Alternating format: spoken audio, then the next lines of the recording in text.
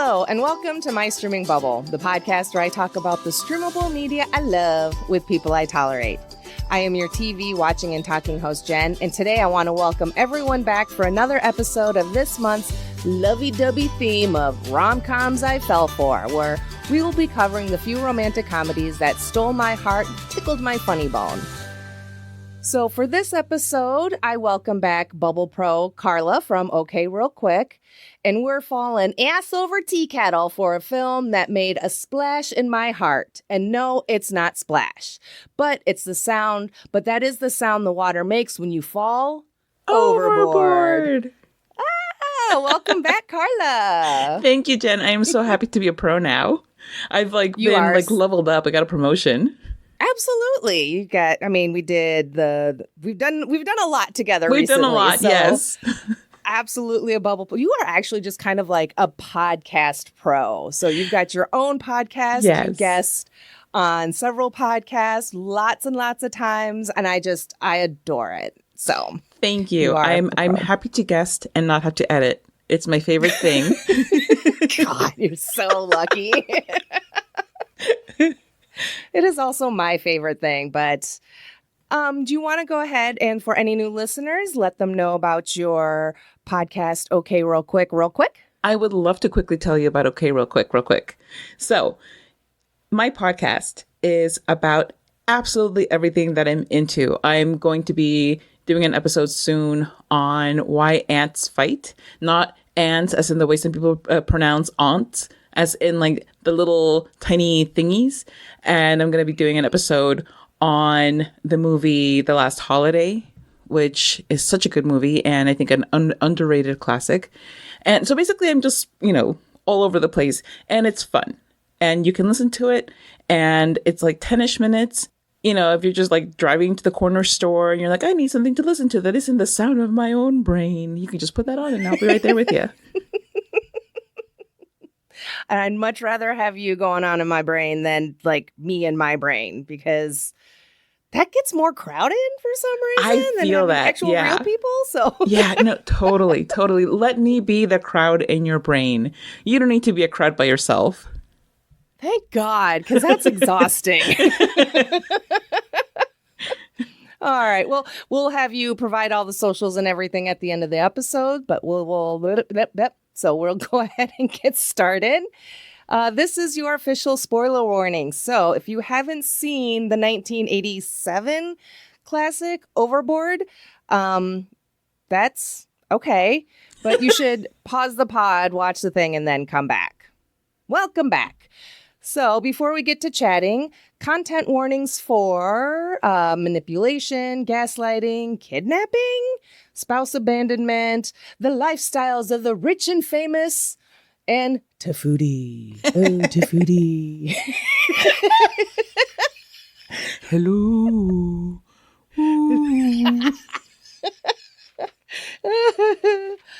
All right. And what IMDb says, a cruel but beautiful heiress mocks and cheats a hired carpenter.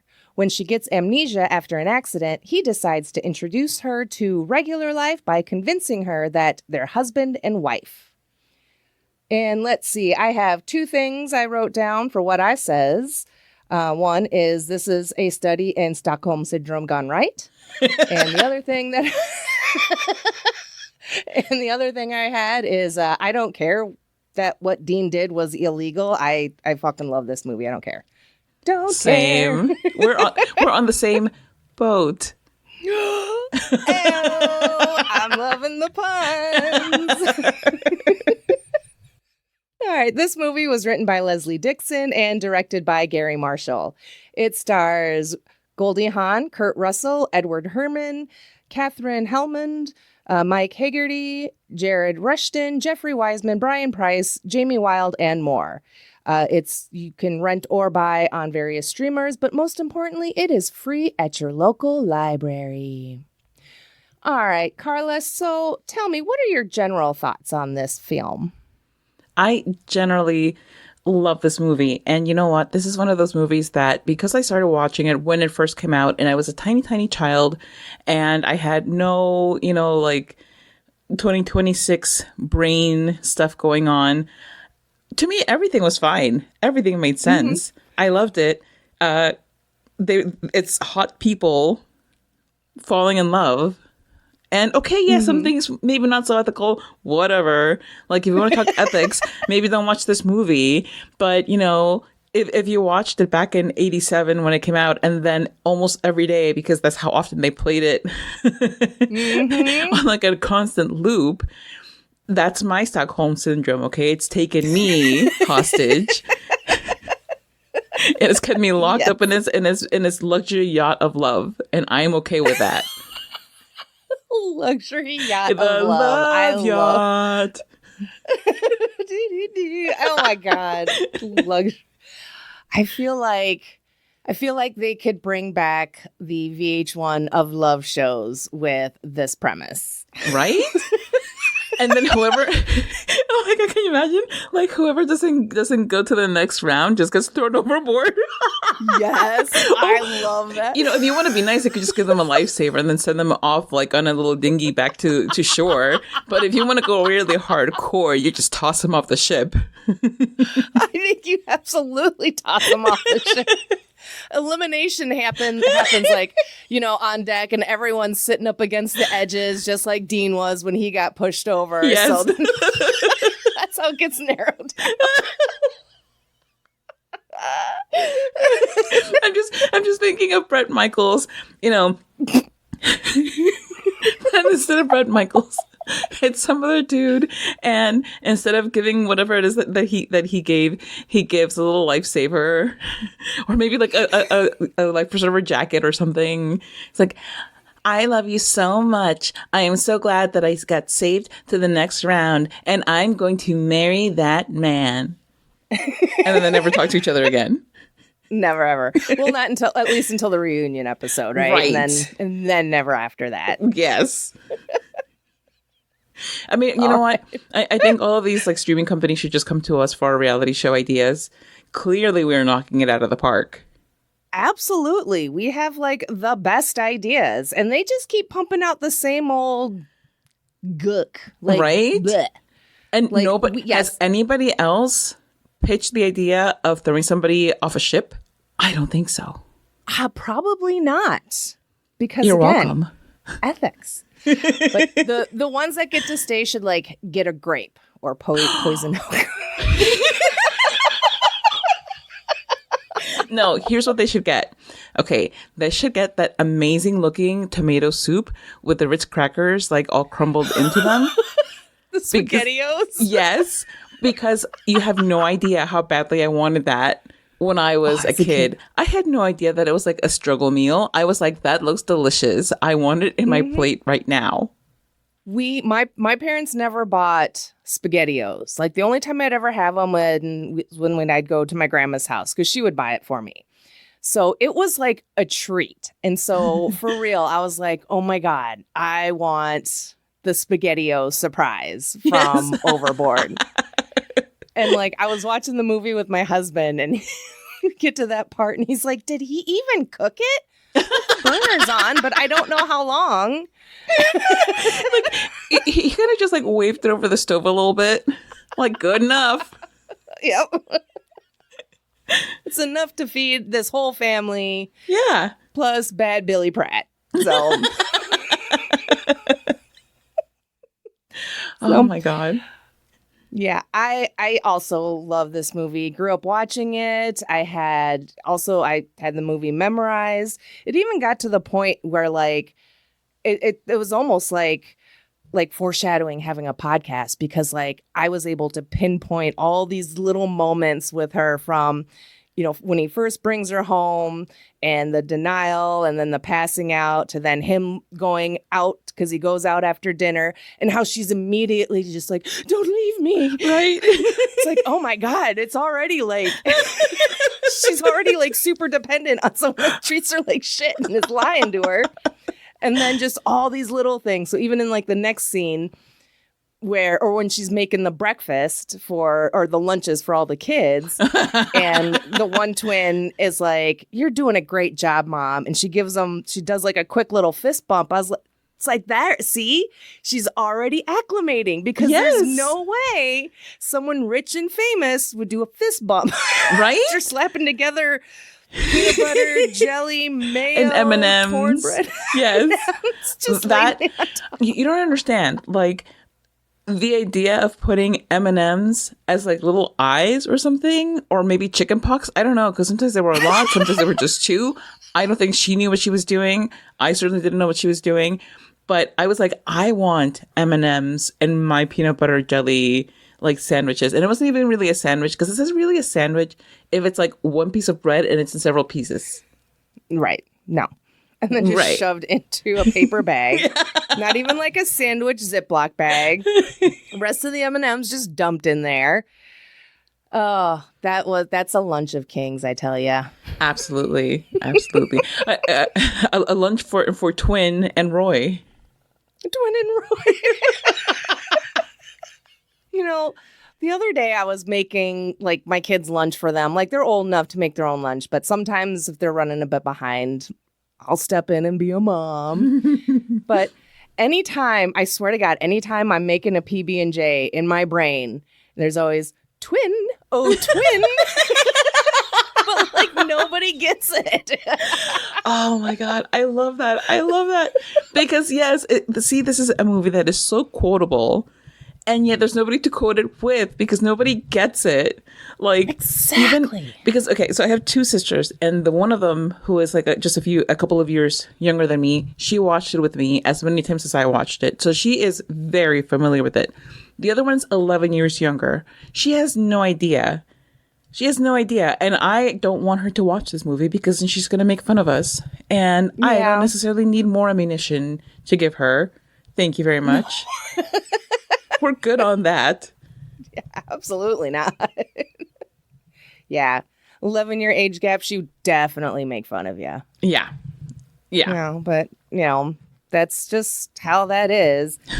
But yeah, I love this movie. And so when I was getting ready to play it and my husband was there, I was like, yeah, this is what I was like. One thing I love about having a podcast is I get to say things like, oh, I have to watch Overboard twice because I love it that much. And he's just kind of like, and my husband's just kind of like got this confused puppy dog look on his face because he's not great with titles. So I started to explain it to him, and then it clicked, and we start watching it, and it all started coming back to him as well. And it's just a delight to just kind of go back and revisit some of these movies from my child. I know certain things are not super great, but I still had a lot of fun watching it. My husband had fun watching it, and I fucking love this movie. I do not care whatsoever. Same. And you know, like part of me wishes that I had more standards, but most of me doesn't. Nah. So here we are. Yep, exactly. Who needs standards? Who That's needs fine. standards? Honestly. It's 2026. Fucking standards? What you talking about? Overrated. What fantasy Please. world are you in? All right. So, what is the first thing that you just need to get off your chest about this movie? Okay, the first thing that I must get off my chest is, okay, you know that scene when, so Kurt Russell is in the, standing by the closet, and he has like that muscle shirt that like he just hooks his thumbs. Yeah, exactly. He's like running his thumbs up and down and like exposing more and more of his chest. And you're very, very young and you don't know what it is that you're feeling, but you're feeling something. And then you're much, much older and you're watching, you're like, okay, yeah, that's what that was. That's what that was. It was an awakening that I did not realize was happening. And I am now like, wow, because as a sexy woman, it holds up. Like, you don't need to look like Glenn Powell. You don't need to be like as toned as Chris Hemsworth to have like a bangable bod.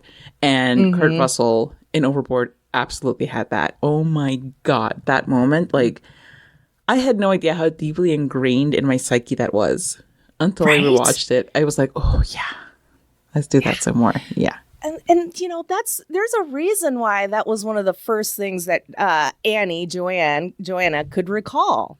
Because fucking hot. Yeah. Closet, pecs, stretching the shirt, like showing it all off. Woof. Right. Woo.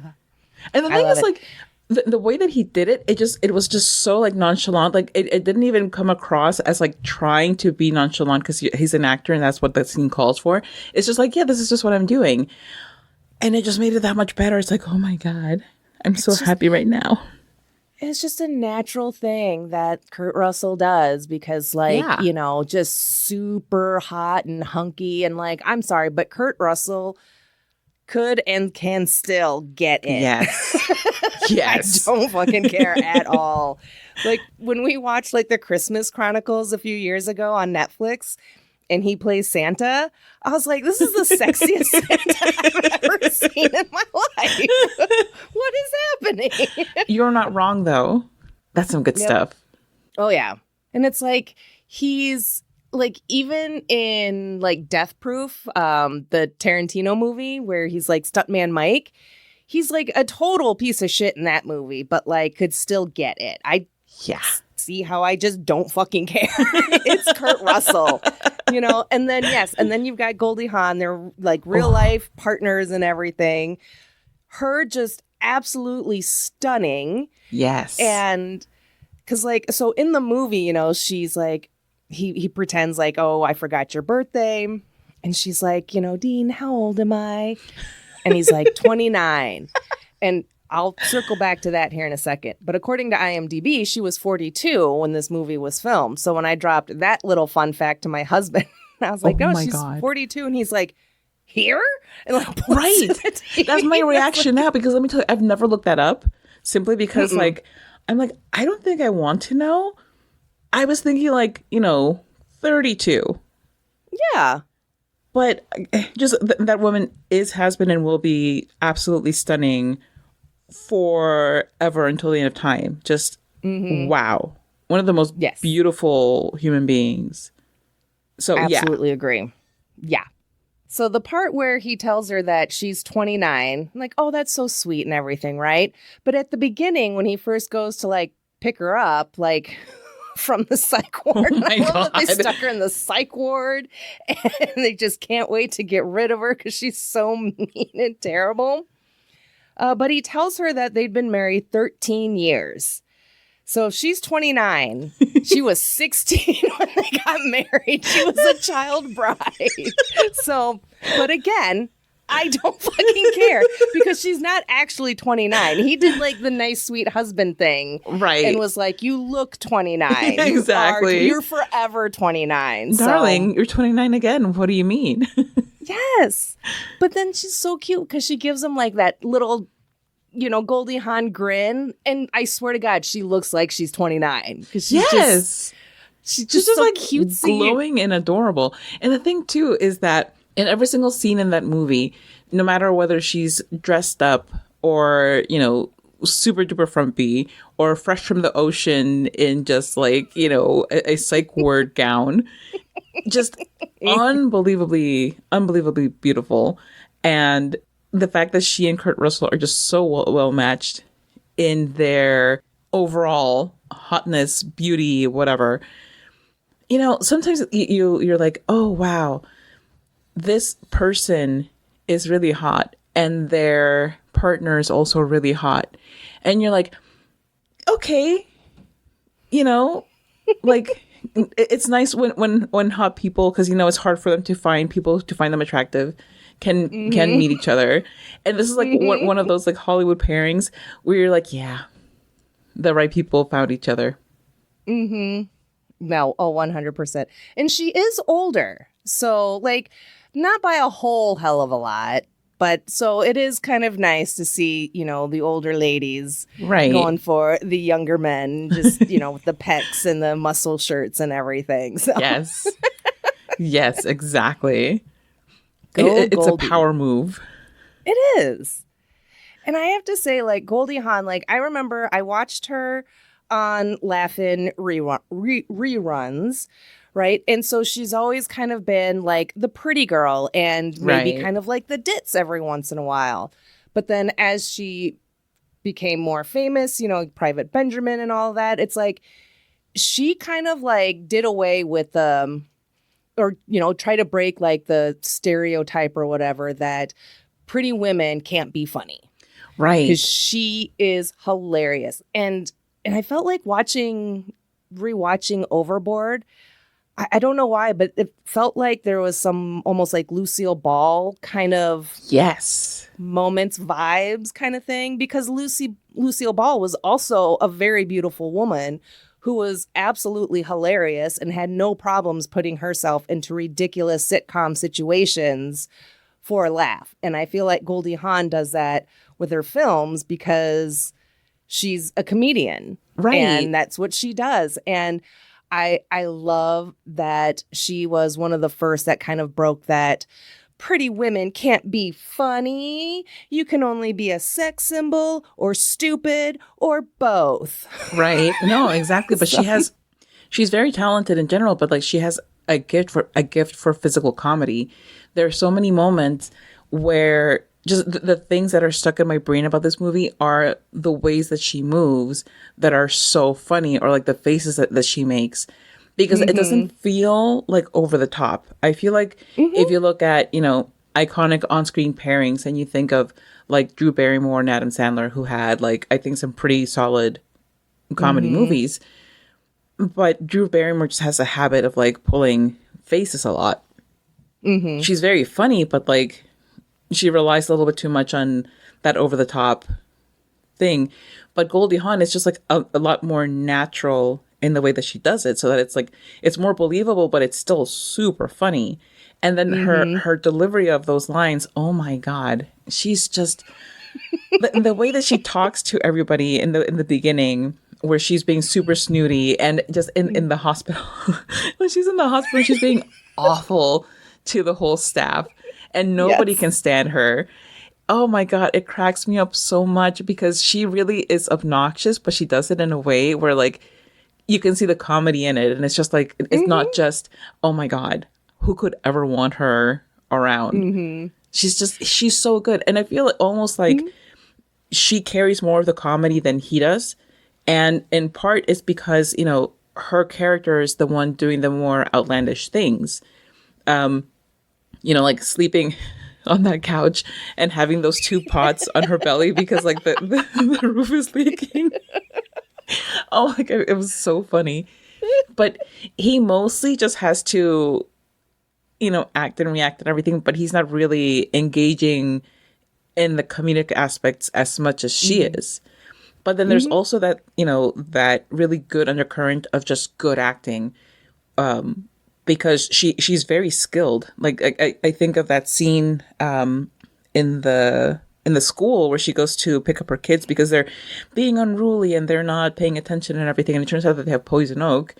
And that confrontation with the teacher was so good because she has to like really be the parent and really step in there and do all of these things that she has to do. And it doesn't feel like an over-the-top comedy. It just feels like a pretty grounded moment of a parent advocating for their kid. And I just love that. Yeah, I love that they went there with it, because they could have had the whole thing be super silly. And I mean, this was an era of super silly movies, so it wouldn't have been, you know, but it really worked. And I think it's not too far removed from when they made Death Becomes Her. And she also was hilarious, and so much comedy, so much physical comedy in that movie. That movie is so good. I adore that one. I can see right through you. Oh my God. So many iconic moments in that movie. It's such a good one too. Sorry, and the other one that always lives rent-free in my mind was at the beginning with Meryl Streep, and she takes it, and Isabella Rossellini's like, and now a warning. And Meryl Streep's like, now a warning? The way she says it. That is not like the graceful, soft-spoken Meryl Streep that a lot of us know. She was just like, now? It was a good time for women in comedy, and like unexpected comedy, I think, too. Absolutely. Absolutely. Yeah, Goldie and her comedy in this movie, like you said, it's not over the top. It's very natural. It's almost subtle, but like present. So, a couple of my favorite moments is in the beginning when she first hires Dean to do the work and she goes to back out of the bedroom and she's wearing that ridiculous thing with like the sailor caps and like on the shoulders. You're sounding garbly all of a sudden. I was gonna say that I hear you a little bit like crinkly, and I don't know if it's me. Okay, any better? Oh yeah, that's much better. Okay. Weird. That was weird. So I did unplug and like get some shit out of the way because since I had to just had to fuck with shit at the last minute. So it was probably my fault, but I don't remember what we were talking about other than just the hilarity and the beauty and the subtle of Goldie's comedy. Yes. And even though we were talking about Goldie Hawn, I noticed this in Kurt Russell that I don't think I've ever noticed before, but it's when he goes and he dumps her in the water barrel. And, she pops up and she's like, I don't belong here. I feel it. I can't do any of these awful things. And he just gets like this tiniest little shit-eating grin.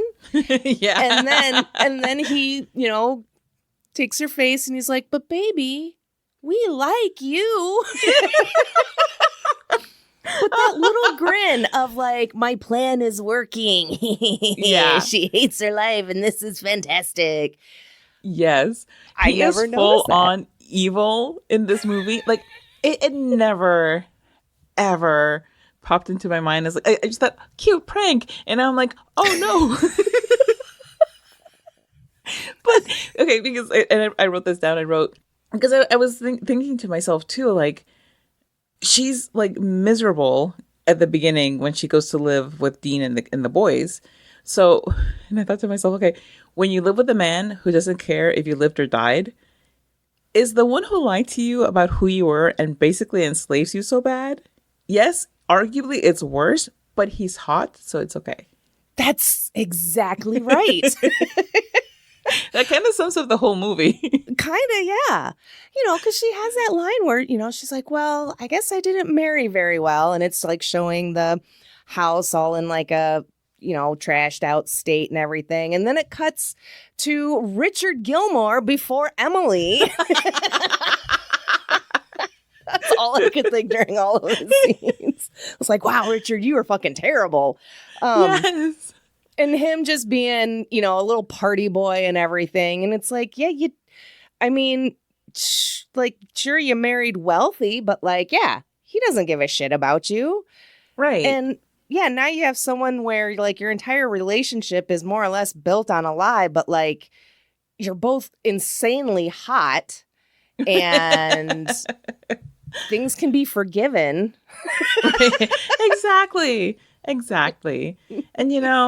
isn't that all we really, you may live in squalor and your kids may be absolutely awful and your house may be leaking on you as you're trying to sleep and you get bugs in your mouth when you're being driven to your quote unquote home. But have you looked at Kurt Russell lately? Right? Like, it's okay. It's probably okay. It's quite all right. Yeah. It's because, oh God. And he's just always been handsome. This is just going to be us for like, I know. Another hour. Like the thirstiest recording we've ever done. Like, I don't think we've ever done such a thirsty recording. Like, oh my God, this is amazing. Yeah. I mean, we were pretty thirsty during The Mummy, but True.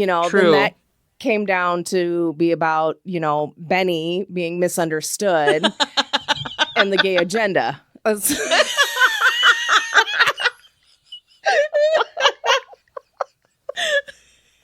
Yes, there were very serious themes in The Mummy that we needed to explore. Yes. Oh my God. And this has no serious anything. Nothing. Just sexiness. Just hotness. Just sexy. Just sexy hotness. I mean, even Joanna's like swimsuit at the beginning where it's like the fleshy color in the back, and then she's got that hat with like the long braid, and it's just positioned just perfectly right over her butt crack. Oh my gosh, that was the most ridiculous thing I've ever seen Goldie Hawn wear. Mm-hmm. It is so absolutely absurd, and I love it because it just, first of all, it's a very convenient swimsuit because then you get the plot point of like, oh, she has this birthmark on her butt, so he can identify it and be like, oh, she has this birthmark on her butt. How would I know this if I wasn't like banging her from behind on the regular? Exactly.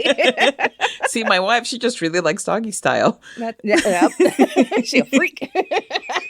Not that doggy style is like freaky or anything, so never mind. I'm just going to stop talking. Well, we're both being so classy, Jen. I mean, like... just the classiest. But it was like a perfect swimsuit for that occasion. But then the outfit towards the end, when she's like being like a decent person now, she's come back on the boat. She's been living in the real world for like, it was like 3 months or something like that, like 2.5 months or 3 months. I was like, wow, that's a long while. Yes. To be. And her mom just like calling and being like, my daughter seems to be missing at sea. However, it is 1987 and my abilities to have, like a video conference with her are extremely limited. So I'm just going to wait this out and see how this goes and then fly down. But anyway, when she does fly down, Annie/Joanna happens to be wearing like this beautiful, beautiful dress. And that it's like when she goes from being, pre-Annie to post-Annie, her wardrobe like levels up and becomes less ridiculous. Yes, I agree. And also her hair, because in the beginning, and this is one of those things that I clocked like when I was a kid, because in the beginning her hair was pulled back very tight, very slicked, and a little on, up and fancy and whatnot. But then when she gets back to the boat, it's pulled back, but it's not pulled super tight. Like there's still some volume to it, a bit of like that kind of 80s poof or whatever. And sure. And yeah, her outfit is less ridiculous. It looks more relaxed and like actually a little bit more comfortable, especially considering how sequiny it is. But yeah, and just all these little things. And that just improved how Annie improves Joanna. Right.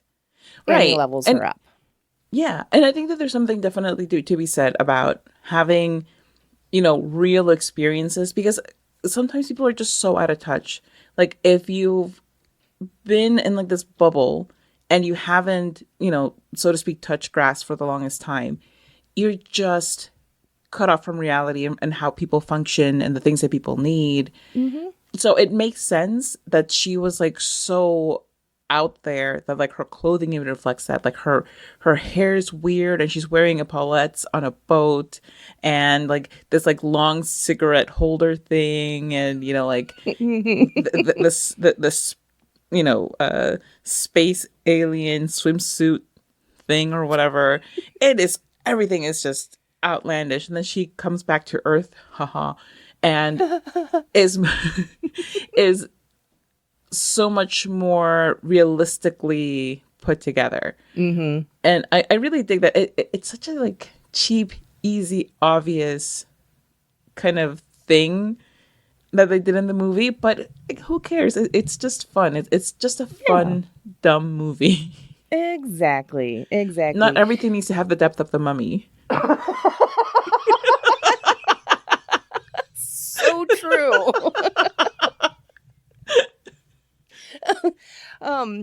When you were talking about some folks not having like real world lived experience, like I truly believe that every single person should work customer service for a year.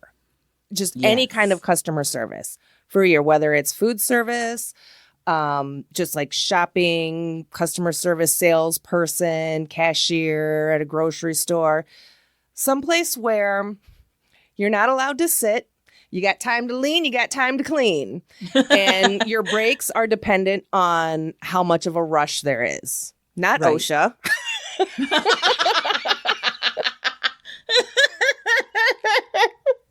So, because once you've been put through that hell, you at least know the bare minimum of how not to treat other service workers. Right. Oh my God. Yeah. Because that's one thing that when I was dating, I always would look for is how people would treat the service staff. Mm-hmm. Because first of all, if you're not looking at the service staff when they're talking to you, that's a red flag. Yes. If you're not paying attention when they're reading you the specials, that's a red flag. And it's not even because you should just, unquestioningly listen to somebody who plants themselves in front of you, but it's because this is part of their job. Mm-hmm. And it's not going to kill you to listen to Trish tell you the 3 different ways that they made meatloaf that night. Mm-hmm. It's going to be okay. Yes. Like, what are we rushing for? We already bought the movie tickets. We're fine. Yeah. And it's those tiny little things mean so much. And in the movie, when you have Joanna, oh my God, and Andrew points this out later on, and I love Andrew. I love him so much. He's probably my favorite character in the whole movie. At the end, when he gives her the earrings, and exactly, the find them, when he's imitating her, and she's like, what do you mean, Andrew? I seem to have lost my earrings between 64th and 68th Streets. Find them. Oh my God. First of all, my sister and I, we used to do that all the time. I don't know how our parents didn't just lock us up in the shed, right? Because we must have been incredibly obnoxious just doing that all day and night. But it's like, it showed Joanna this monster that she had been before. Mm-hmm. And now that she had been more or less at the service of unruly kids and a husband who was weird. And that, he dumps her off in this home that's leaking everywhere. I'm just not getting over the leaks. That was a lot of leaking, okay? That was a lot of... It really was. It really right was. on the couch? What? Right? And on the piano and just... But it's it was a lot of leaking, but yet not enough to overflow those pans throughout the night. Yeah, how does that even work? This is the biggest problem I have with the movie. No. Thank you. No, but Jen, truly, what is that? That is a poorly thought out leak sequence. It's either going to leak or it's not. Make up your mind. Exactly. Anyway, before, we call 911 to get a plumber on the line. I don't know how that would happen, but we could make it happen because if in this movie, if you can have somebody be, tossed overboard and her husband just show up at the hospital, clearly know who she is, and then be like, nope, not mine. Mm-hmm. And then some random guy can come and just sweep her off and be like, huh, she has a thing on her butt, and nobody questions that. Then I think we can call 911 and get a plumber. Yes. It's not outside of the realm of possibility in this world. But anyway, so, and she's being nice to the kitchen staff and doing shots. Yeah. It was just this really cute, sweet thing where I'm seeing her interact with people as a human. But then you see her mom. And it's clearly that's, it's coming from somewhere. It's coming from her mom having to have the seat fluffed up so she can just fall backwards onto it, which just never fails to make me laugh. It is so funny. It's hilarious. It's so ridiculous. Yeah. It's bonkers. I love it. I adore that scene so much. That whole thing with her popping the bottle open on the edge of was it the piano or something? Something. Yeah. And it was a beer. Yeah. Everybody's scandalized. Do I not drink beer? And everybody's smoking, and she's like, do I smoke? It's so good. And I love it. Right before that, right before Joanna comes into the room and they're talking to her doctor, Dr. Coleman or whatever, played by Randy motherfucking Newman. I was like, I forgot he was in this. And it's the most ridiculous doctor. But it's so good. But both the mom and Richard Gilmore are like, is she ever going to be better? Is she ever going to be one of us again? And the way they both lean in. And Randy Newman's like, I don't know. Whatever. Oh, when he offers Grant that Valium, where he says, you need to take a Valium. I don't have a prescription. Oh, here, you can take one of mine. Exactly. Or when Joanna goes and like serves the hors d'oeuvres and he's like, Joanna, what made you want to do that?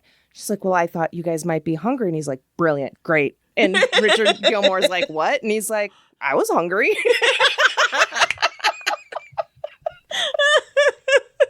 He's fantastic. I would love to know how that came about. Like, was it something that there was already somebody in the role and the person got sick and they're like, oh no, what should we do? My friend Randy is in town. He could say these things, that he could play the piano, play a little bit of Moon River, and then be a doctor. I don't know. I feel like this was a conscious choice by Gary Marshall himself. I feel like very intentional because it is so random and it is absolutely hilarious. Like, he's not in it a lot. He's like in two scenes basically, but he steals them. Yes. And I think Gary Marshall knew that. And he's like, oh, gotta put Randy Newman. Just one of the most ridiculous casting choices. Ridiculously perfect casting choices. Yes. Oh my gosh. It was so good. I loved it. But okay, so I have to get serious for a moment. Okay. Because as hot as Kurt Russell is, and as much as I love that like white muscle shirt and the thumbs and all of that, his parenting style, okay, because watching it when I was younger, I was like, oh, what a cool dad. He lets his kids just do anything and they can eat anything at any time that they want. And the thing is, like, no, they can't because there's nothing in the fridge. First of all, everything is filthy all of the time. Nobody has clean clothing and there's a turtle everywhere. Like, turtles are notoriously germ-ridden. And this thing, it just has free reign of the entire house. But it's like that whole boys will be boys style of parenting where, oh, they're just kids, they'll be fine, whatever. And even Travis at the end, he's like, what does he say? He says, I need discipline. She doesn't put up with my shit. I need discipline. I love Travis. He was the best. Oh my God. He was so funny. But yeah, it's like, clearly he does. But Dean isn't doing anything for his kids. Like, he's just kind of there when they wake up, and then he's there when they go to bed. And in the middle of the day, they are on their own, completely feral. I don't know if they get fed. I don't know how anything happens in that house because there's not an adult. And, they don't really tell us how long he's been widowed.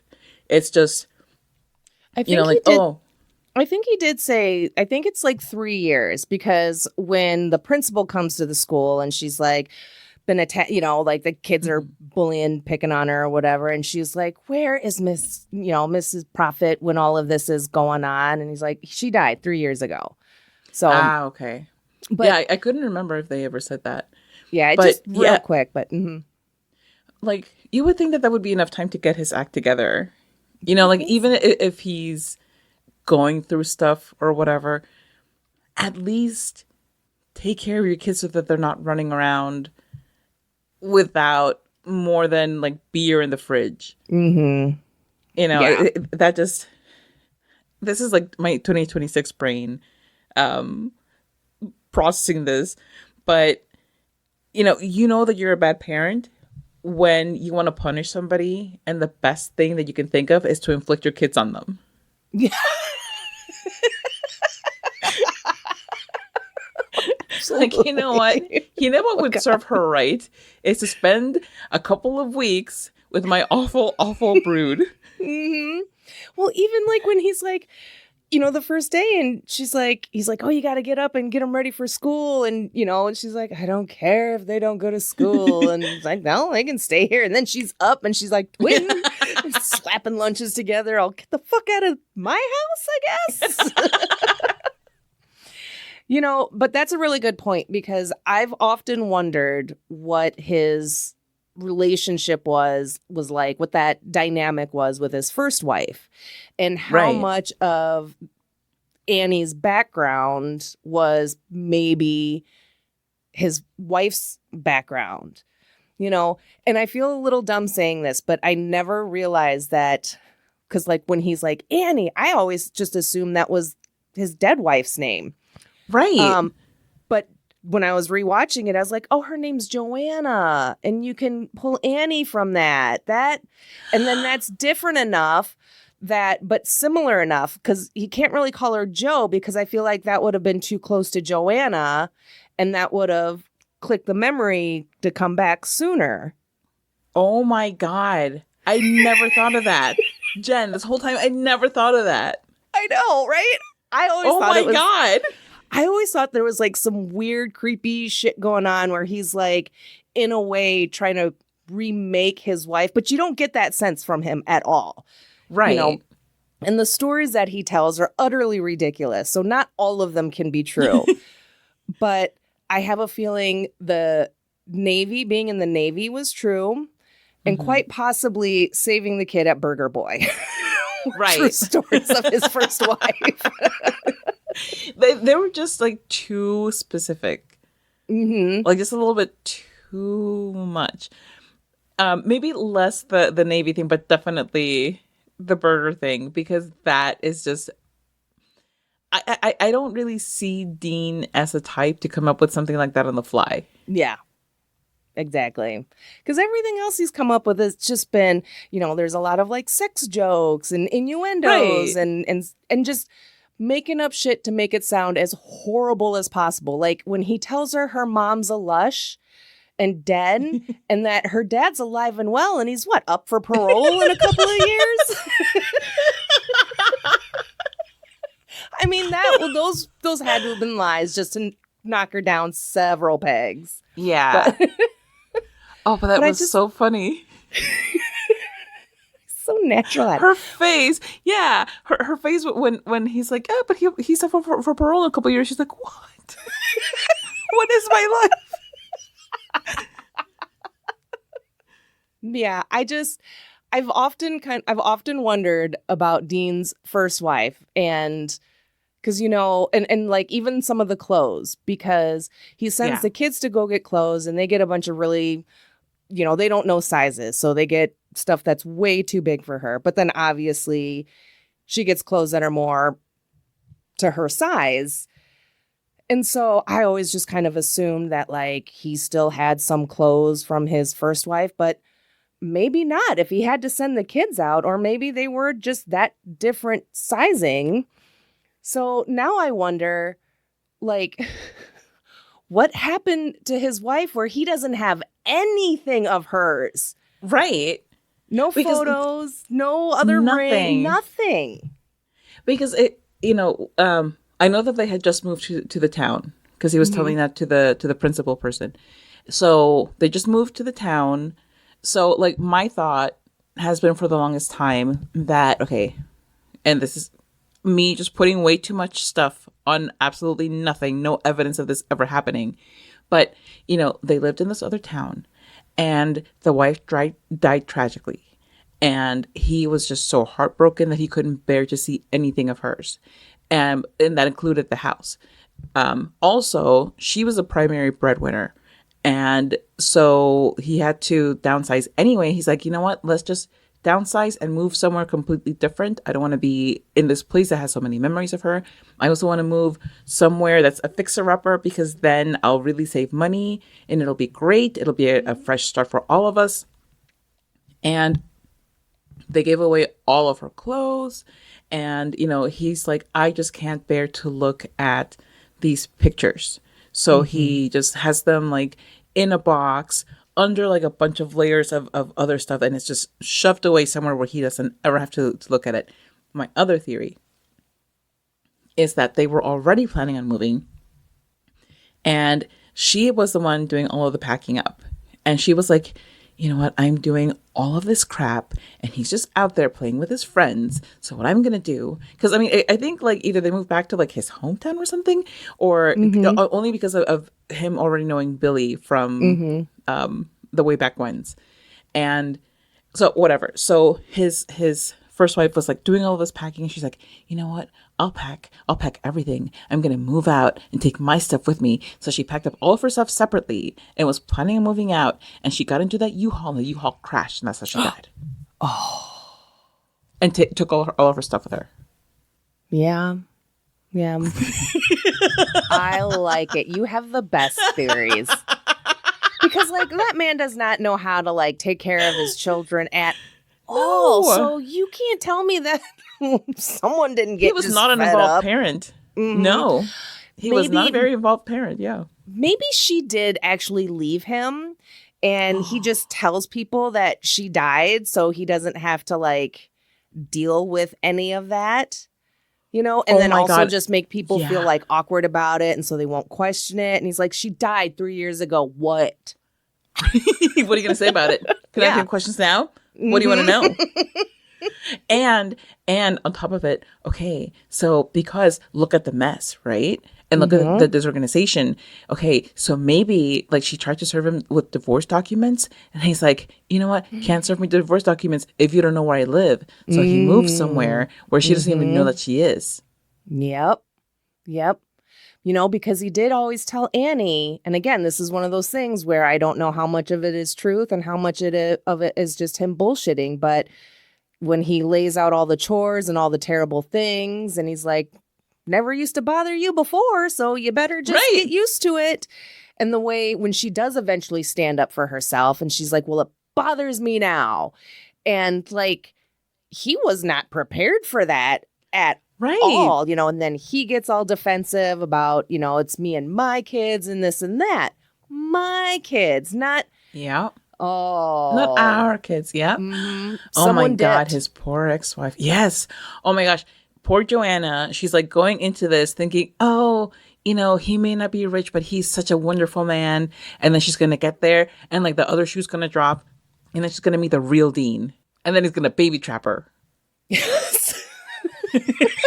Because she already wants a little girl because it's the only thing that she doesn't have. Yep. He's going to baby trap her and then just revert back to his caveman status like it was before. Jen, this is tragic and awful. Oh my God.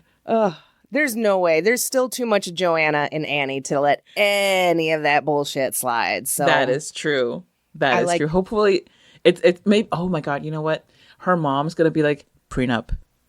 Yeah. No shit. Right. She's like, make him sign. Like, no, it's my money, mom. And who knows? In Oregon, like, I don't know. Do they have 50-50 like divorce? Like Wisconsin's pretty 50-50. So you get a divorce and it's down the middle for the most part. But I think that's why her mom's going to be like prenup. Mm-hmm. Joanna, you have this money now because of the trust. But once that trust expires, I'm taking my inheritance with me to the grave. So you will get no more money after I die.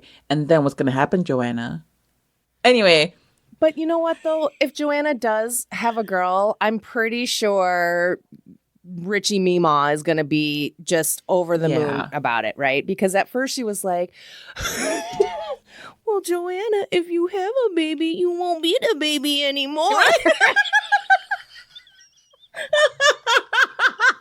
Which is one of the most disturbing. And the way she says it with the baby talk. And Joanna's got her big leg and she's like, true. So, oh my God, that's so give funny. Grandma a granddaughter and she'll back up. And then she'll, exactly. Suddenly her tune will change and everything will be fine.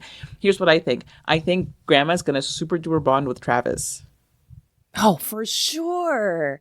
That's going to be her favorite grandson. Yes, with Roy. Roy. My favorite Travis moment is when after the little montage of all her life hacks and she's sitting in the chair just out of it, just blah, blah, blah, blah, blah, blah. and Dean comes home and he's like, what's going on here? Like, and Travis is like, nothing. We're fine. We're doing great. How are you?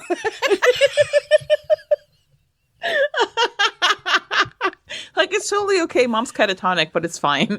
Yeah. And then they're just throwing grapes at her, and then young Joey and all his Pee Wee Herman talk, which I guess was not scripted. Like, the kid just started talking in Pee Wee Herman voice, and so they went with it.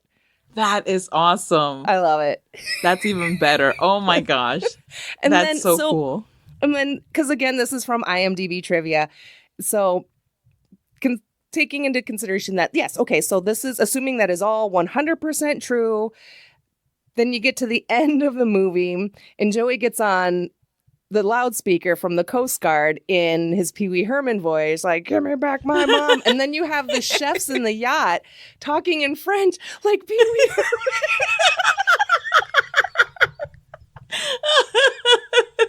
And you know what? Like, I never would, because of that moment, I never would have known or thought that it could be anything but a choice that was made by the writers. Mm-hmm. Yeah. Because it's like having the chefs also do it was hilarious. Oh my gosh. It just shows I desperately need that to be true. Right. Of Pee Wee Herman. Pee Wee Herman, yes.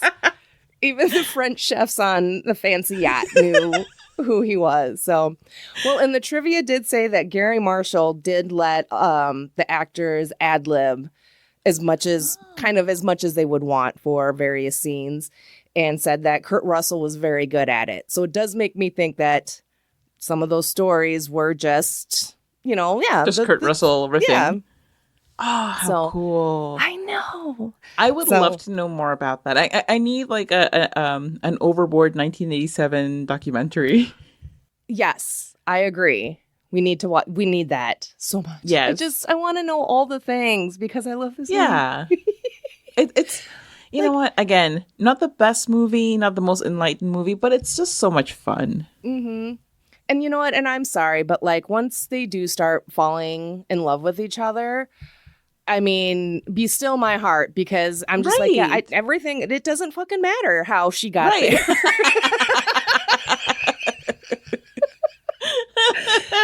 But like, it's almost like you can pick up on their actual love that the two actors have for each other. It comes through, and it fills you with love and the warm blue seas and everything. And I love it ever so much. But if they do a documentary now for whatever year anniversary, I really need to know why Joanna could speak French and who knows however many other languages, but not Spanish. Right. Like, how? Come on. You're telling me that she wasn't like Hilaria Baldwin and didn't just like know Spanish and just walk around saying, how you say in English? Mm-hmm. I have like, I have such a like grudge against that woman, against Hilaria Baldwin. Like, it's a whole different conversation, but I just cannot stand her. Oh. Yeah. Okay. So first of all, you know who she is, right? I do not know. Okay. Oh my God. I am so excited to tell you about my hatred for Hilaria Baldwin. So a little like side quest here. Okay. Hilaria Baldwin is Alec Baldwin's wife. And she is significantly younger than him. I think they have, I want to say 7 children. It's either 5 or 7. Yeah, they have a lot of kids together. Ew. Okay. It's either 5 or 7. I forget how many. Anyway, when she was younger, her parents went to live in Spain, and she went there. So she spent some time in Spain, like a prolonged period of time. And since then, like, she speaks as if she were a Spanish person speaking with a Spanish accent in English, right? So at first, when she's presented to you, you think, okay, I guess she's a Spanish lady, not Hispanic, not Latina, from Spain. Mm-hmm. And in interviews, you'll see her, she's big into cooking. So she's done cooking on talk shows and stuff. And one of them, she's like making some kind of recipe, and it calls for cucumbers. She's like, da da da da. And how do you say it in English? What's the word in English? Oh, yes, cucumbers. And she has like a Spanish accent a lot. But the thing is, like, not always. Just a lot, but not always. Love inconsistent accents. Yes. Also, by the way, her name is not Hilaria. Her name is Hillary.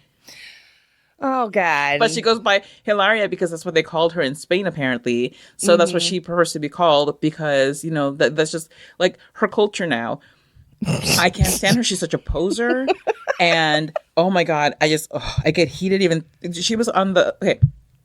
I've never watched a full season of Dancing with the Stars except for one. And it was not this one, the one that she was on. It was many years ago that I watched it. Anyway, so she was on this one and I watched a lot of TikToks with her and about her. And it just fed my rage. Oh, I'm so sorry.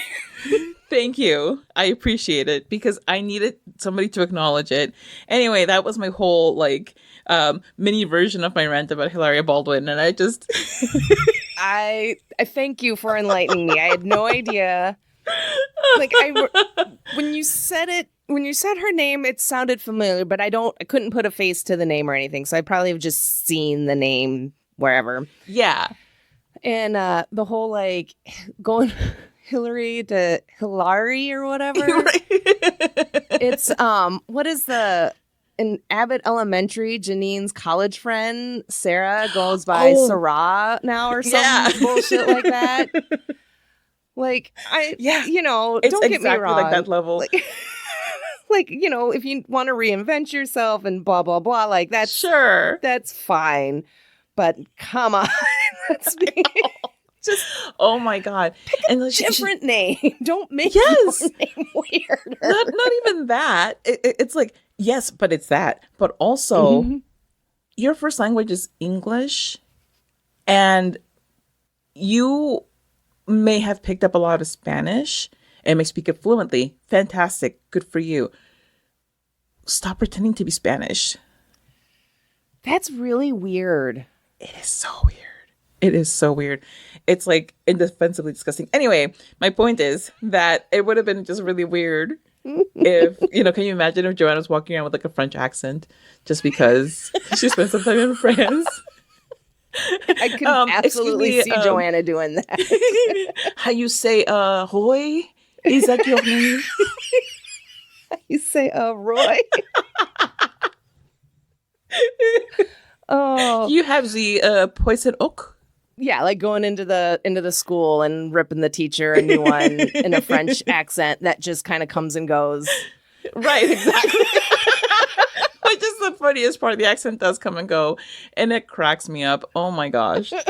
But anyway, yeah. So Joanna, very worldly, no Spanish. How? But no Spanish. I don't know. It's like the most common language. Like it's press 2 for Spanish for a reason.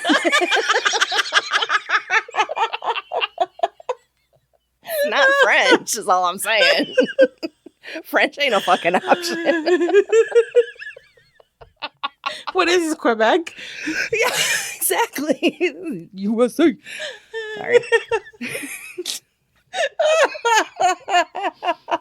Okay. Oh. But speaking of the Iberian Peninsula. Yes.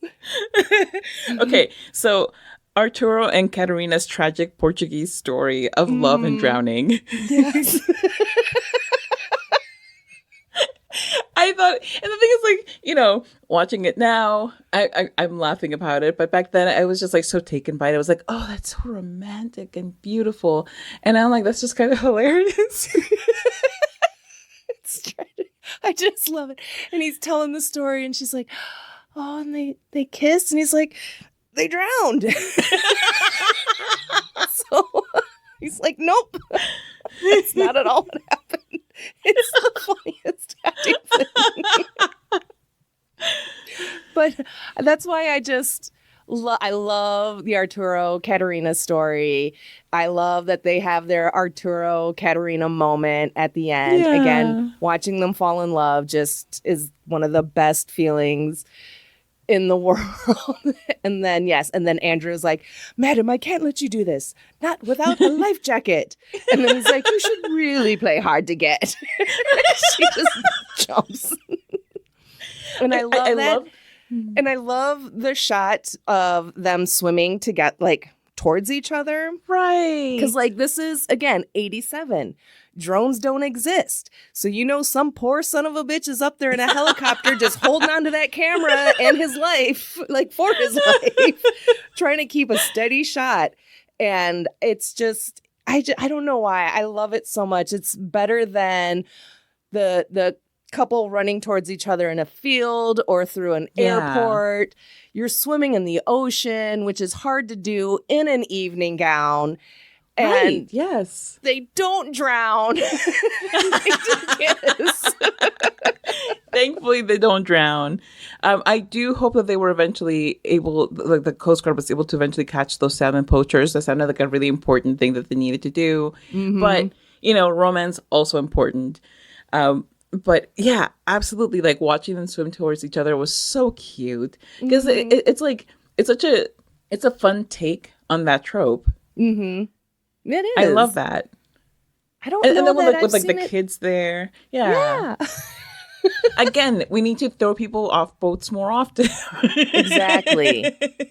That's how, obviously, with our reality show, there's got to be like one of the final challenges has to be like swimming towards each other or something. Like the bachelor or bachelorette is like in the middle, like on a buoy. Yes. Oh my God, Jen, absolutely. So the person who is the chooser is in the middle on a buoy, and then on two separate little like dinghies are the intendeds, and then whoever the chooser swims to, that's the person. And to make it very consensual, the other person has to jump out of their dinghy and meet them halfway in a swim. Mm-hmm. I mean, it's perfect. We've already got like 3 seasons of this lined up, so easily. Yes. Hopefully nobody drowns, but it sounds like a really good plot. I think it's I don't think anything could go wrong with this. Nothing could. Like whatsoever. It's water and swimming. Mm-hmm. And those are both healthy things. They're always telling you to drink more water and to get more exercise. So we're really doing the world a justice here. Exactly. Swimming is one of the best forms of exercises because it's a full body workout. Exactly. Yeah. Being very serious. This is our PSA. Yes, exactly. Go drink water and go swimming, not at the same time. Yeah. That's going to be hard to do. All right. So I just want to mention with the Coast Guard real quick that I love the Coast Guard. I love the one young dude that is always like kind of talking shit or doing like the narrating of who's fallen overboard. But like the captain tells him to keep looking in the book. And he's like, no, there's nothing in the book about pulling up to another boat so you can profess their love to them. And he's like, well, keep looking. And I'm just like, fucking Coast Guard, always got to do shit by the book, And so then they get the call for the salmon poacher. So they got to go because that takes precedence over his buddy's love life. But then Man Overboard, because Man Overboard takes precedence over salmon poaching. And then Woman Overboard in a nightgown. And then the other guy, other man overboard. And then the other man overboard being pulled up. The one who had and then it's a hell of a day at sea, sir. I love that line. Yes. But he was so cute. I thought it was adorable. And I think that one I think I read that that's Gary Marshall's son. Aww. I know, it's so cute. He had like one of the best lines. It's a hell of a day at sea, sir. That, and when he's still like in the cab or whatever, and Billy's standing in front of him, the captain's like, "What do you see, Private?" And he's like, "There's a fat guy in my way." And then Billy like getting into a fight with him. Well, Billy, stand aside. Like, no shit. The man has a job to do. Yes, you're being a door, and he's already surrounded by windows, so literally getting in the way, man. He was precious, though. I loved him, and I did wonder because like he didn't seem like a particularly experienced actor. I thought that he was maybe just like an actual Coast Guard person who was there to like just for fun. It's like, oh, let's borrow a Coast Guard vessel and hey, you know how to actually run this thing. Why don't you come along? Do you want to be in the movie? Come on, kid, be in the movie. But that's even better if it's actually their son. How cute. Oh my I know. God. I love it. I love it. And then one thing I wrote down, I noticed that, Annie was able to liberate herself, between the chocolate cream pie, kitchen hose incident, but also not a typewriter in sight. Right? Feminism.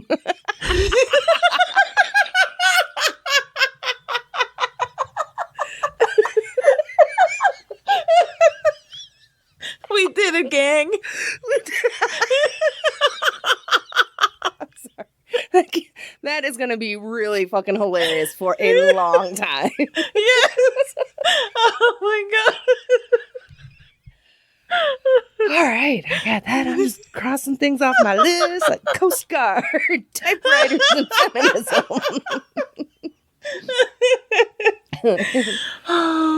All right. Okay. The principal was just fucking horrible. Yes. What a nosy, I can understand judgy being bitch. frustrated. Yeah. Mm-hmm. Like, I get being frustrated and all of that, but, for the longest time, and it's not until now that, it's been a while since I last watched the movie, and I've had a child and all of that, that I was like, oh, why are all of these kids in the same classroom? And it made no sense to me until it's like, oh, because they need to test into their, the levels that they correspond to. Okay, yeah. That makes so much more sense now. But before I was like, what is this, like, Little House on the Prairie? And it's like the school room for the entire town. And then there's like 10 kids all together. And most of them are from one family. Is that what's going on here? I mean, that's what I thought up until like just now.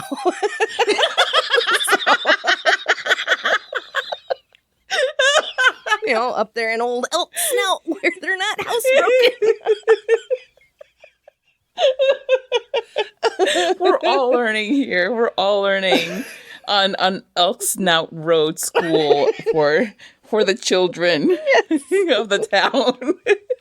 But yeah, like I always wondered, and then when she said, I forget the name of the test, that they had to test for their placement, and I was like, oh, that makes so much more sense than like Joey, who's like 6 or something, and Travis, who's like 13, all being in the same classroom. And here's the thing, okay?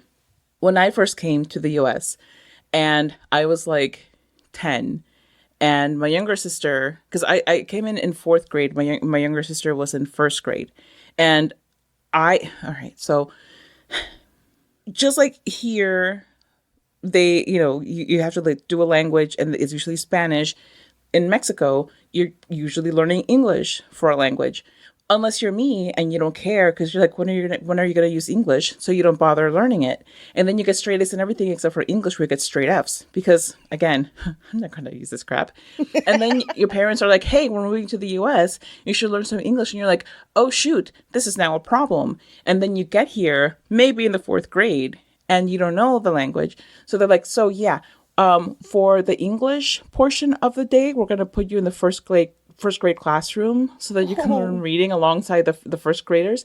And it's embarrassing as hell. So I was like, just automatically projecting that onto Travis and being like, what is he behind on?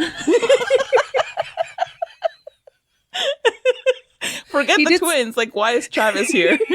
He did say later he was flunking math, so maybe that's what it is. It could be. It could. For all I know, poor Travis is struggling with like fractions, and for some reason they're doing them in Joey's class. But now I know they were testing for placement, which makes so much more sense and is honestly a relief for me and for my psyche and my spirit. I feel so much better about it now. I'm so glad.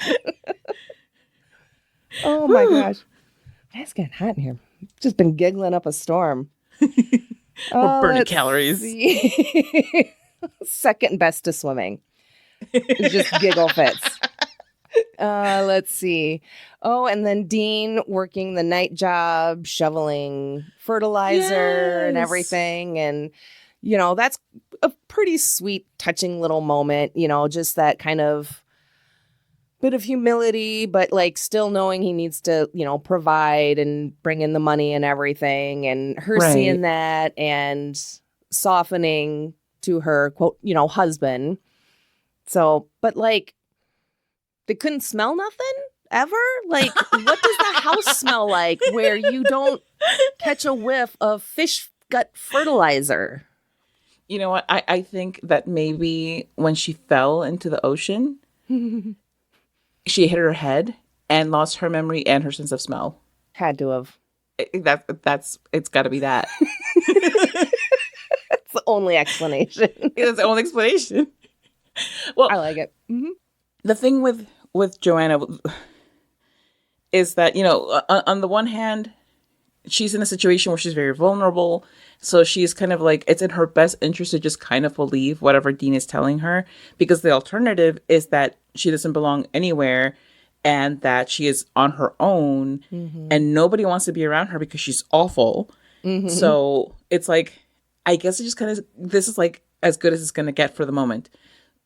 But like the amount of stuff that she lets slide is unbelievable, because he's just going out all hours of the night and being like, I'll get home when I'm good and ready. Mm-hmm. And her being like, okay, I guess. And then she's sleeping on the couch. Like I don't know that she has any actual back pain, because she's like, it's not like at any point she's like, oh no, my lumbar, my poor spine. So she's like, okay, I guess I sleep on the couch then. But then the biggest one is when she finds the underwear in the truck. Mm-hmm. Mm-hmm. Yep. And she's running around being like, I can't believe it that you, and he's like, yeah, okay, belongs to somebody else, and I kind of love her. I don't know, it's a little bit complicated. and then she's like, okay, listen, it's actually yours. You're JS, and this is the situation. And the kids are like, nope, I don't know what you're talking about. This is mom. Mm-hmm. And then even Billy gets in on it, and it's because you guys belong together, which is just like, okay, but she still maybe deserves to know the truth. Yeah. Yes. And Joanna's just like, oh, it's Billy's and you're just being a good friend. Oh, honey, you're so sweet. Okay, let's move on. What? Yep. I would have so many follow-up questions. Yep. Well, it's just like when she all of a sudden realizes that she can speak French. And she just busts out French. And she's like, I know French. How do I know French?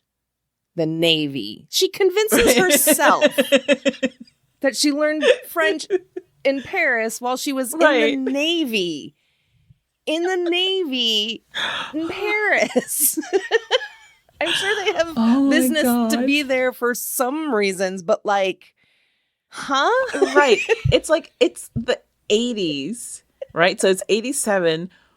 So, assuming that maybe it's like the late 70s that she was at, why would the Navy have cause to be in Paris in the 70s? What? But, it's just easier at that, especially at that point, to just believe the lie, believe the bullshit. Right. She is actually happy and she is actually in love at this point, so it's like, yeah, why would she want to disrupt that? Maybe because, like you said, in the back of her head, she does know that maybe she doesn't belong anywhere until she figures out who she is, which I really like that. I never really thought of it that way, but absolutely, I think that's part of the reason why she just bought into the lies and the gaslighting kind of as quickly as she did. Yeah. Like she never tried to run away. Right, exactly. Exactly, because it's like, where would she run to? Yeah. She doesn't have a support system that she knows of. Mm-hmm. That poor woman. She's been through so much. That poor woman. But we love her. Yeah. I'd also like it too, where right as Dean is getting ready to go to try and get the deal for the miniature golf, which I actually love their idea of the 7 wonders. Yeah. That's how I learned a few of the 7 wonders was from this movie. Not all 7, but like 3. I think we all learned the words Taj Mahal from Overboard. That's right. But Dean's getting in the truck and everything. And she's like, don't worry. We've been through tougher times than this, I think.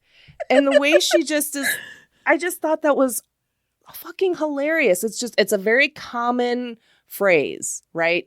That you say when you're about to go do something like really big that could be life-changing. It's like, well, we've been through tougher times. It's just like, you don't know that, but you just knew enough to like say it. Like, what is happening in the brain space there? Like, and she's just exactly. like, huh.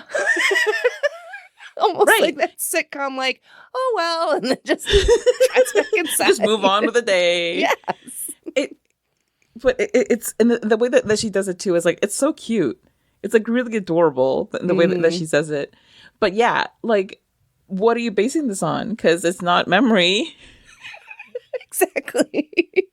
Was it? You don't recall, but yeah, was it like the fight that you guys had right before you got poison oak? Which was a very valid fight. And like the fact that he's just like, oh, honey, and she's like, oh, go away, I have poison oak.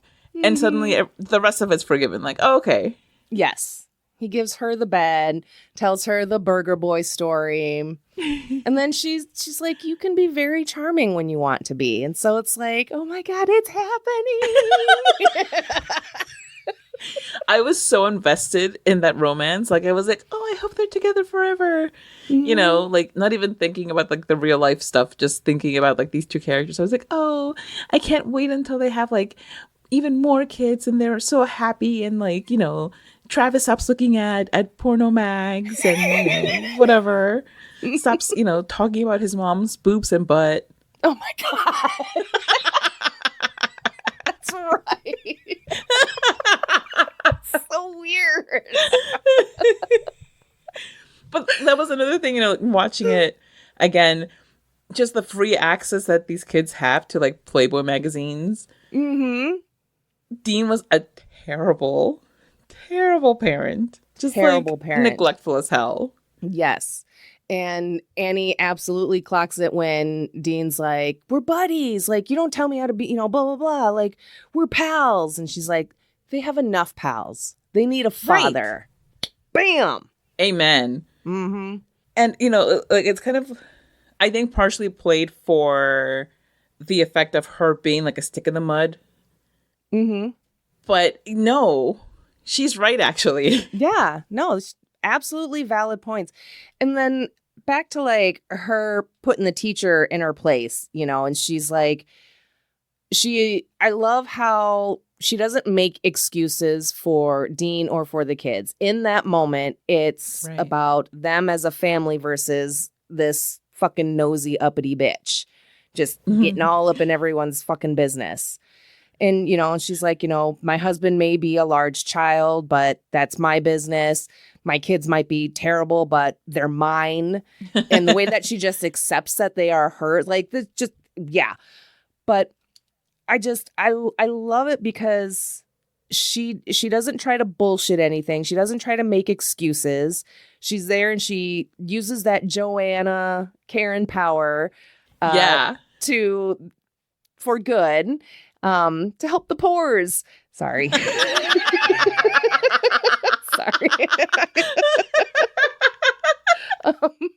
It's just a great moment. And I love that she doesn't do any of those other things. She's just like, basically like, let's put this woman in her fucking place, get home, and then I'll deal with that shit at home. And that's exactly what she did. And I love her for it. Yeah. Okay, but how sad were you towards the end when she's in the limousine and the kids are like banging on that window and Joey's like, I thought you said moms don't leave. I know. Heartbroken, okay? That's so heartbroken. Because then the way she puts her hand to the glass, like, oh. And you know what? I think their mom did leave. Because when Joey gave her the macaroni necklace, you know, he's like, are you going to leave? And she's like, no, I'm your mommy. And he's like, well, sometimes moms leave. Not sometimes moms die. Right. They leave. We've solved it. Jen, we've done it again. Annie number 1 bounced because Dean was a terrible father and partner.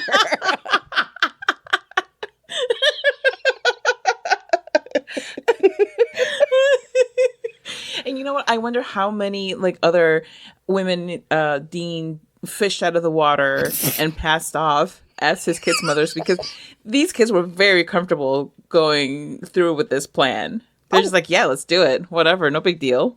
You know, he did tell the teacher, principal ladies, like, I've had babysitters in and out. Have you now? Mm-hmm. Right? Like babysitters or or another thing. Amnesiac women who go clam diving at fucking midnight. Jen. Yes. Maybe that's why they just moved to town, because they've moved through towns a lot. They've moved all over the country, just digging women out of the sea.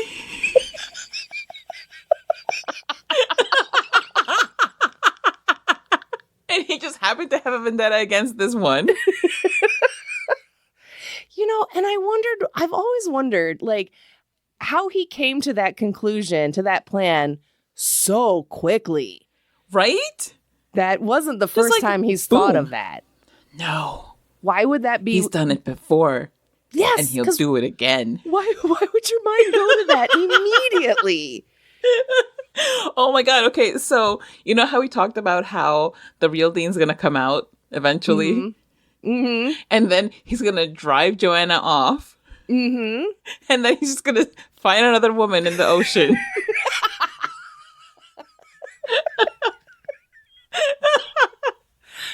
That's what he does. He goes around and he takes jobs for rich bitchy people, and then he doesn't do it to their satisfaction.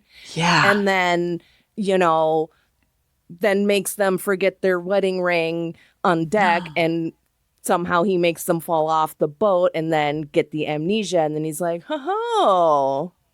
He's secretly a siren, and he's like, you know, it's not that she forgot her ring, is that he's out there doing like siren music and being like, I am a ring and you forgot me on the deck. And just luring these women to the top of their yachts and then being like, oh no, I'm very close to the edge of the yacht. Maybe you should come and take a look over. And then just like, boom, they fall. So this is a horror movie. It's a horror movie, yes. It could be a whole franchise. Overboard 2. I would love, you know how those people make those you know, real trailers or whatever, like honest trailers. Yes. I would love somebody to do that with Overboard. Yes. Oh my God. That would be so fucking hilarious. To do it like horror movie style. Yes.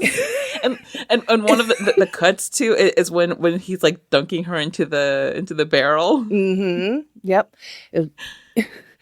Up in the Pacific Northwest where no one can hear you scream. I don't know. I goes to hello. Ooh. Tofutti. Where are you, Tofutti? And then you got to get the wily dogs in there too, with them barking and make that very terrifying.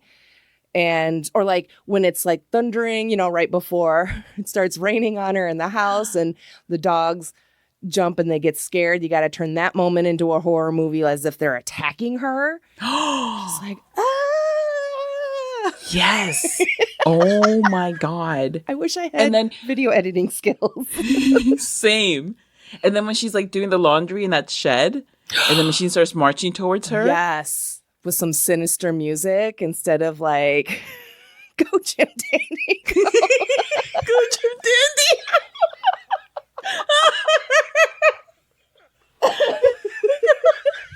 God, that song. Like a slowed down version, kind of like when Jordan Peele takes a well-known song and just slows it down and makes it super creepy. Go, Jim Dandy. Go. Oh my God. I love all of this, by the way. Fantastic. We're just geniuses. We are. I mean, why Hollywood hasn't hired us already is just their mistake. So, really, honestly, we just make things so much better for them and easier too. Yes, and like make things that people want. Yes, everybody out there is clamoring for a horror retelling of Overboard, the 1987 version. Exactly. And also a reality show based on the 1987 classic Overboard. Yes. It's what the world needs now. It's not love, sweet love. It is that. It's Overboard. Overboard. We are overboard for Overboard.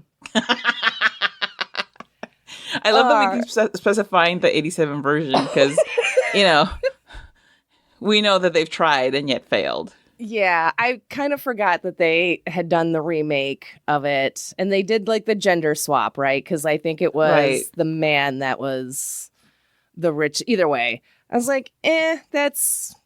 Y'all can keep that. I like this sexy cast.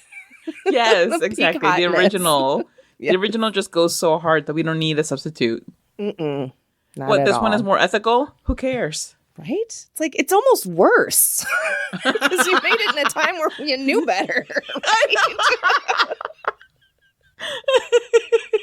It's like 87. It's like, oh, gee, aw, shucks. It's just another love story, another wacky love story. Exactly. It's okay. That's fine. There were no computers. Nobody knew better. Exactly. Yeah. No video conferencing, no Zoom. No, none of that. No cell phones. I was even surprised that the yacht had a Zach Morris phone, but they're rich, so Zach Morris of course they can have a Zach Morris phone.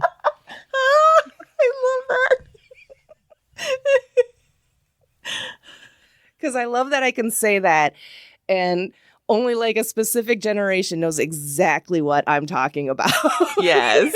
Yes. You can picture it vividly. Perfectly. All right. Well, let's start wrapping this up. So do you have any stray bubbles? Any other notes, fun facts, rants, raves? Another sexy Kurt Russell moment? Because I got one. Ooh. Well, a couple of things that I want to mention is, first of all, this movie hits different when you actually know English. Because again, I had just moved to the States when this movie came out and I watched it. So a lot of it was just interpreting the action on the screen. And then over the years, as I rewatched it, I was still young, so learning. I knew most of what things meant and it was fine. It was perfectly fine. I can accept it. And now I'm older and I'm like, oh, right. He does say that, doesn't he? Right. Yeah. Mm-hmm. Okay. Different time, different me. Yes. It's all right. Different time, different me. Perfectly said. I don't know what it is, because he wears it like a few times in the movie, but that like plaid shirt that he has, his like dressy shirt. Yes. The red and black. Yes. Yes. It's really hot. It is. And with that tie, why is it so hot with the tie? It is a terrible, terrible outfit, but he is so good looking in it. Why would you ever think to pair a tie with like a lumberjack flannel? Those two things don't exist, but it's on Kurt Russell's body, so it's fine. It exists there. It works really, really well. Mm-hmm. Thank you, whoever decided that was a good combination, because you know what? I can get behind that. Yeah. I agree. All right. So the other sexy Kurt Russell moment was when he comes back from that first night of like being out with the guys and hanging out with Billy, and he pours the booze on him and comes back to like just kind of fuck with her. But he is dripping wet from the rain and he's in white boxers and he's like, his hair's, oh my God. Just that was like, you can trip and fall on my bed any day, Mr. Kurt Russell. Absolutely female gaze, and I love them for that. Yes. Good job, Gary Marshall. Thank you. Oh, and then the only other thing is that, you know, in one way you could interpret this movie as Joanna's life. Joanna wasn't fulfilled until she became a wife mother, which is gross. Yeah. But I just like to think of it as Joanna wasn't fulfilled. You know, she was rich and bored as Dean had yelled at her, and then having the whole staff on the yacht all clapping and everything was hilarious. Class solidarity at its finest. Yes. And, but she's like, yeah, she's got all this money, but she's bored and she's a bitch, and she's not a bitch, but now she has no money, so she thinks, but she's happy. She's got kids. She's got people that love her. And she grows to love these people under questionable circumstance. We're not talking about that part. It's just it's just about the love. She was like, I don't even know if I could say her mom loved her. I think her mom loved her in the sense that it was more of a narcissistic kind of a love, right? Like, I think the mom looked at Joanna, there's my debutante. Where's that debutante that I raised, to be a reflection of her and her wealth and her status. And her townhouse was ridiculous looking. Yes. My God. So I'm not going to think of it as, she went from being unhappy and rich to happy and poor, but then rich again. So happy. But just finding someone that does eventually compliment you. Yeah. Right? That's absolutely. That's the message. Because that's what it comes down to. It's like somebody who really sees her. Because the thing is, too, Grant wasn't there for the right reasons. He was there for the money and the partying and the access to the partying and the money. Mm-hmm. It had nothing to do with Joanna. It was just like a good match so that it could fund his lifestyle of being, what did he call them that he was seeing? Like the starlets or something? Like dancing ladies or something like that? Painted ladies. Painted ladies. Painted ladies? Yes. Painted ladies. Yes, that's what he said. Oh my God. He's a hoot. Oh my gosh. He's so funny. When he says that, he's like, I never had therapy. It's like, oh, sweetie, we know. It's like, I don't smoke. Why is everyone trying to make me do something I don't want to do? Like, my God, could you be more of a fucking man-child? He's a little petulant little brat. Yes. Wow. What a winner. Wow. Fucking Richard Gilmore. My God, man. Amazing. I have only one, but very important last thing. You got it. Which is that I really, really wanted desperately that closet. And I don't care if I have to like hand crank those like shoe organizers, or if there's a button I can push instead. I wanted that. I want it now. It is the coolest thing. 100%. I didn't see an issue with it being made out of oak. I was like, then I'll take it. Again, they're in the ocean. How many moths do you find in the ocean? Right? Well, you may have wanted cedar, but you didn't ask for cedar. Sorry. Pay the man his $600. Mm-hmm. Oh, and all his tools. My husband was like, not the tools.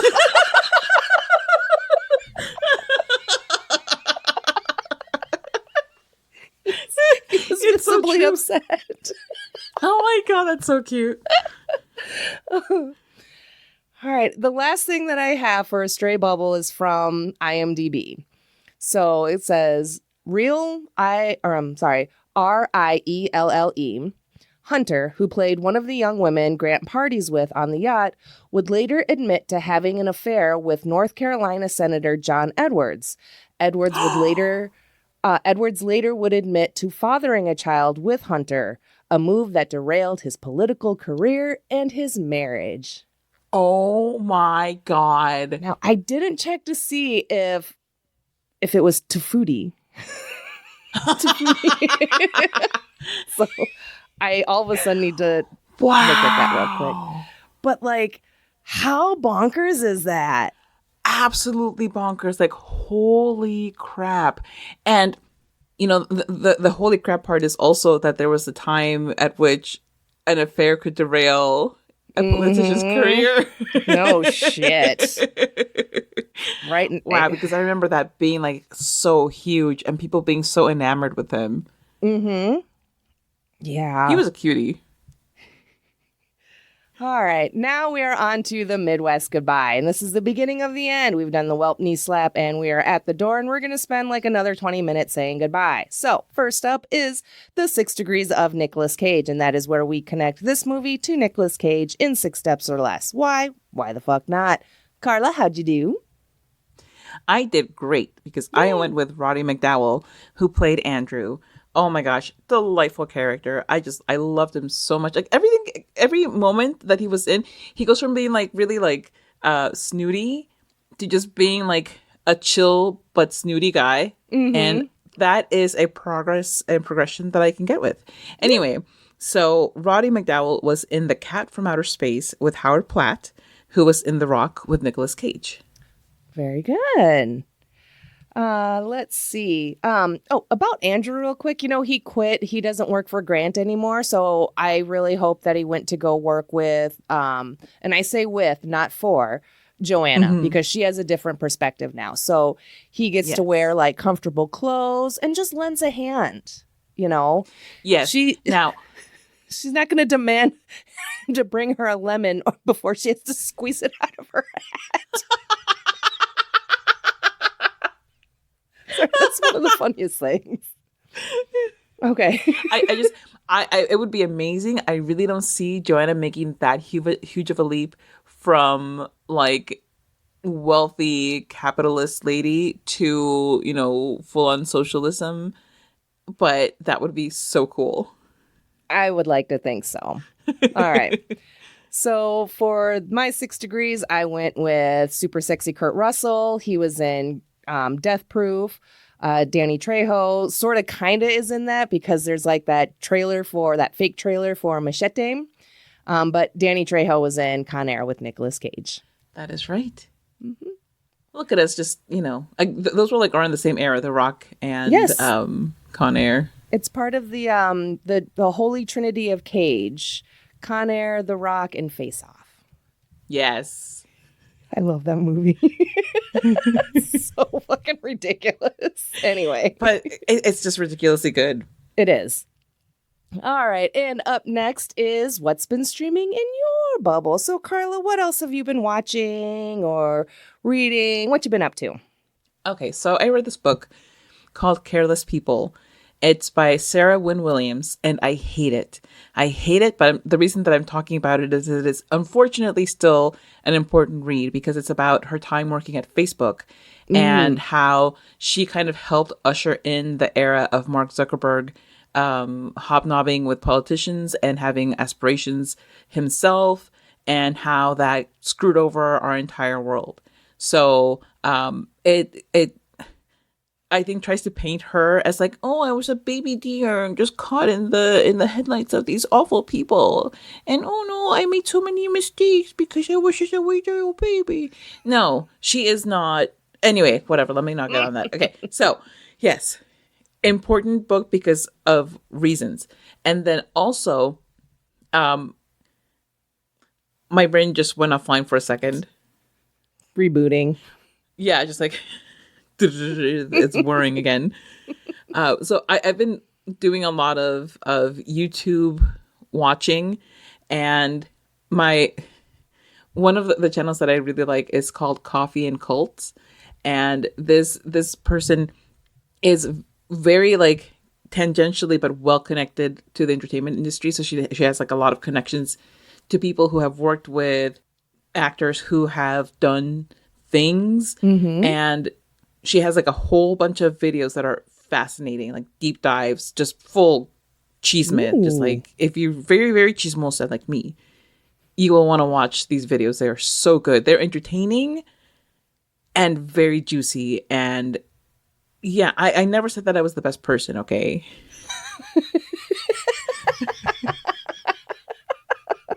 Love it. Sometimes I just like hot gossip. Hey, we all have our things. Ain't nothing wrong with that.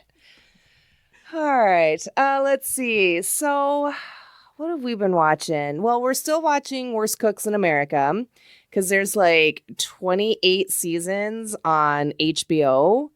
Whoa. Yeah, I was like, ooh, we got a fun kind of background, mindless fun watch for a while now, because sometimes we're hesitant to get started on anything new, even like a new season of a show we like, because then we get caught up and then we have to wait. Yeah. Just give it all of it to me. But so I went through and I looked for all the celebrity seasons.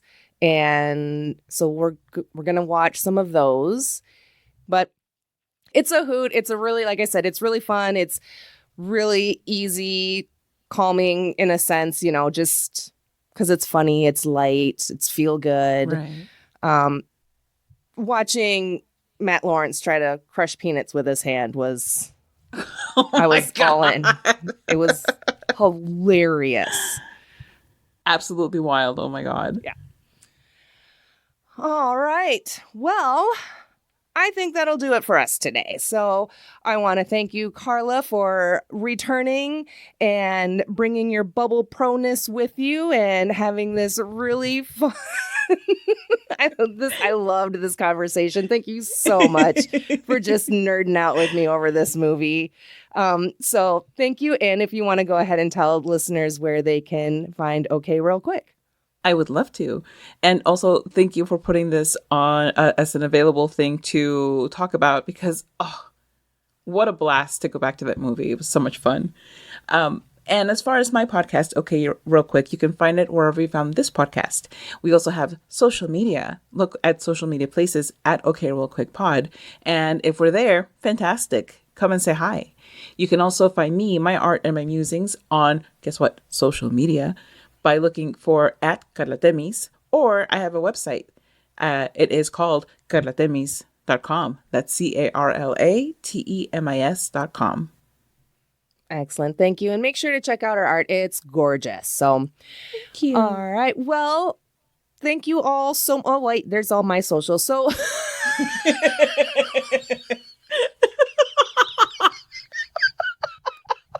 oh my God. I jumped bullet points. All right. So if you're not already following My Streaming Bubble on all the socials, make sure you're doing so. I'm on all of them: Facebook, Instagram, Threads, Blue Sky, TikTok, YouTube. Just search My Streaming Bubble and I'll pop on up there for you. And then make sure you do all those same things for the monthly podcast that I co-host with Aaron from It's a Fandom Thing called Twin It to Win It. You can find us on Facebook, Instagram, Threads, and Blue Sky. But most importantly, with all these podcasts, you can rate, review, share, and listen from your preferred podcast player. So thank you all so much for listening, and keep streaming. Goodbye. Bye. Oh, and she told that lady she had a bad wig. Oh, yes. And it wasn't a wig, it was her hair. I love her so much. She's unhinged, but like the best way. If you're enjoying this podcast, be sure to let me know by rating and reviewing on a podcast player near you, and by sharing your favorite episodes with your friends, family, and mail carrier. Then be sure to follow me on all your favorite socials like Facebook, Instagram, Threads, and Blue Sky. Just search My Streaming Bubble and I should pop on up there for ya. If you have suggestions on what I should stream in my bubble next, or you want to be tolerated, send an email to mystreamingbubble@gmail.com. Looking for merch? Stop by my Redbubble store where you can find and buy My Streaming Bubble stickers, hats, shirts, and more.